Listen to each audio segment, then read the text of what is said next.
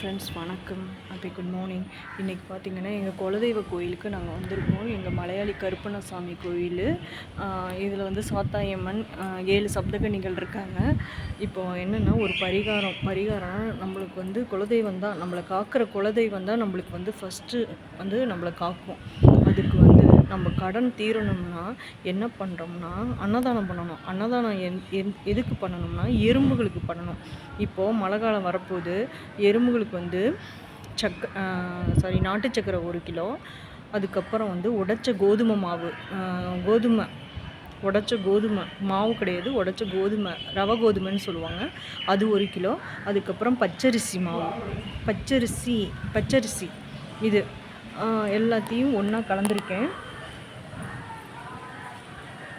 இதை வந்து நான் கோயிலில் வந்து ஒரு சுற்றிட்டு கோயிலில் இருக்க மரங்களுக்கு நடுவில் வந்து சுற்றிலும் போட்டு விட்டோம்னா இந்த எறும்புகள் வந்து சேகரிச்சிடும். இப்போ 3 கிலோ வாங்கியிருக்கேன். 3 லட்சம் எறும்புகள் சாப்பிடுதுன்னு ஐதீகம் இருக்குது.